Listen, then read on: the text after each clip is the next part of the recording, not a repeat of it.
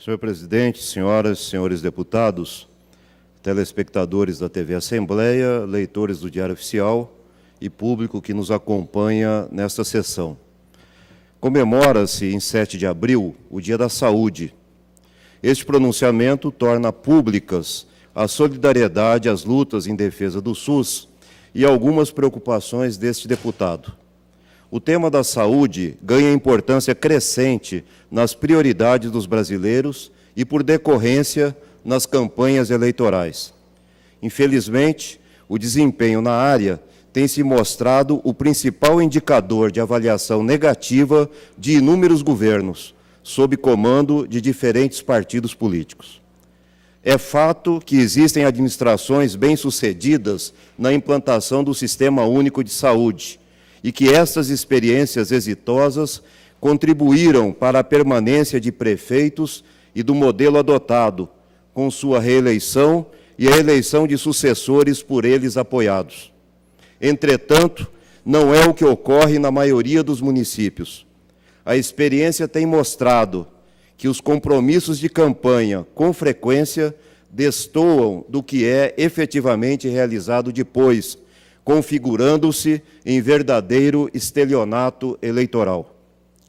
Refiro-me a propostas sérias identificadas com o movimento da reforma sanitária, coerentes com as diretrizes e os princípios do SUS e que são deixadas de lado para atender ao senso comum e à busca de fugaz reconhecimento por parte da opinião pública.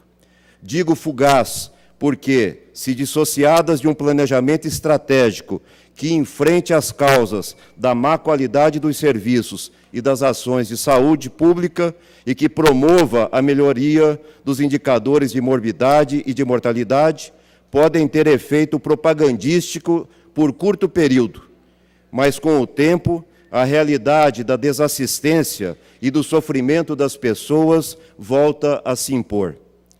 Exemplo disso é a tentação de priorizar obras e aquisição desenfreada e a crítica de equipamentos que permitam festejadas inaugurações, sem que se invista de modo preponderante na valorização dos servidores públicos, nas condições de assistência e na mudança do processo de trabalho para bem atender a população. Na campanha eleitoral, o discurso é de retomada da gestão pública, de enfrentamento aos lobbies e de democratização dos ambientes de negócio para propiciar a participação de novas empresas na aquisição de insumos e na prestação de serviços de modo complementar ao SUS. Com a vitória eleitoral, em nome do pragmatismo e do possível, quase nada muda. Os programas eleitorais vão sendo deixados de lado, a gestão privada, por meio de organizações sociais, OCIPs, ONGs e empresas, se perpetua.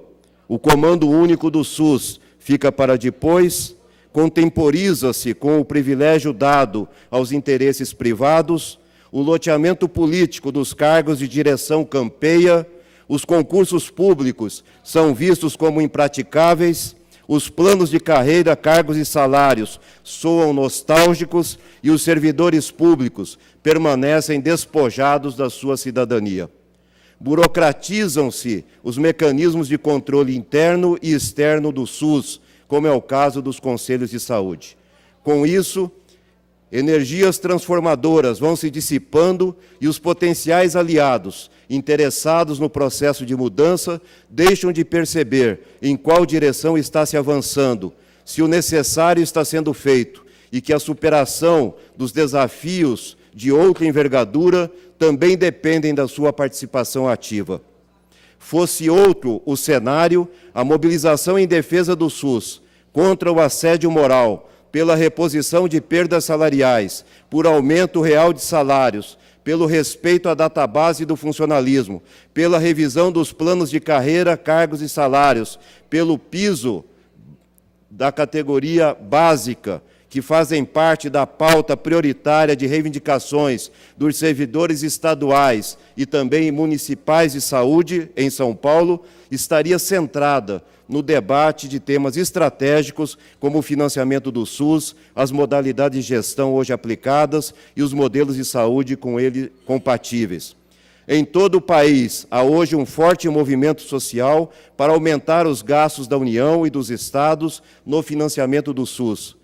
Reivindica-se o comprometimento de pelo menos 10% das receitas correntes brutas do orçamento federal com a saúde e que os estados cumpram efetivamente o patamar mínimo que lhes coube quando da regulamentação da Emenda Constitucional 29. Os partidos políticos, as centrais sindicais, os movimentos e entidades populares, as universidades, o setor filantrópico e outros segmentos envolvidos neste processo precisam discutir o equívoco da extinção da CPMF e a necessidade de fonte alternativa e estável de financiamento para suprir a sua perda. Os cidadãos exigem debate sério e atitude republicana no equacionamento desta questão, acima de divergências partidárias e de projetos políticos eleitorais.